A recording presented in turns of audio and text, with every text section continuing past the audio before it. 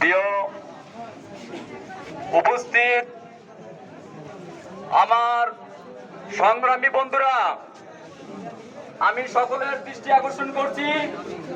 আমি লাইন শ্রমিক কয়েক মিনিট কথা বলবো, আপনাদের সকলের উপস্থিত কামনা করতেছি।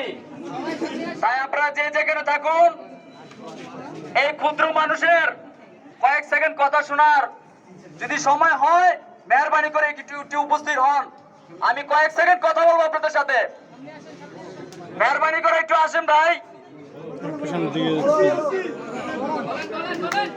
আমি সর্বপ্রথম একটা স্লোগান দিব, আপনি দিবেন? আরো বীর কালো হাত ভেঙে দাও, ভেঙে দাও।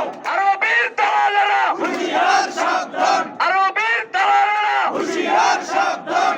প্রিয় সংগ্রামী বন্ধুরা, বঙ্গবন্ধু একটা কথা বলেছিল যে তোমরা আমার বাংলার জনগণের, বাংলার মানুষকে দাবায় রাখতে পারবে না।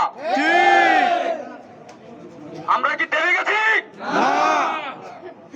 আমরা আজকে বঙ্গবলের মতো সারা বাংলাদেশে 80টা বিবিএস থেকে 40 লক্ষ, 40,000, 40 কোটিও যদি হয়, আমরা সেখান থেকে সারা মিডিয়ার মাধ্যমে প্রচার হচ্ছে, সারা বিশ্ব দেখতেছে কি? এখন আমরা বঙ্গবলের মতো এখানে হাজির হয়েছি, এগুলো দেখে অনেকের গায়ে জ্বালা ধরছে, দালালের জ্বালা ধরছে। এই জ্বালা আমরা নিভাই দেব। একটাই কথা, একটাই দাবি, আমরা এখানে এসেছি আমরা নিজ নিজ অধিকার আদায়ের জন্য। যদি এই অধিকার আদায় থেকে আমরা পিছপা হই, তাহলে একজনের পিঠের চাল থাকবে না। তাই আপামর জনসাধারণ, স্ব দায়িত্বে যারা আছেন, এই সাধারণ মেহনতি মানুষের এবং দেয়ালে পিঠে থেকে যাওয়া মানুষের পক্ষে আমার আল্লাহ আছে।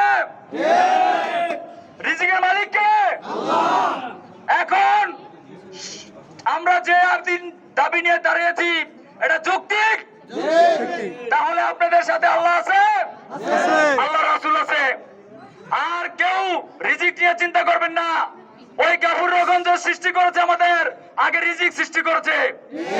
অতএব আমাদের চাকরি পাইতে লাভ নাই, আমরা আছি, থাকবো, আমরা সংগ্রাম চালিয়ে যাব।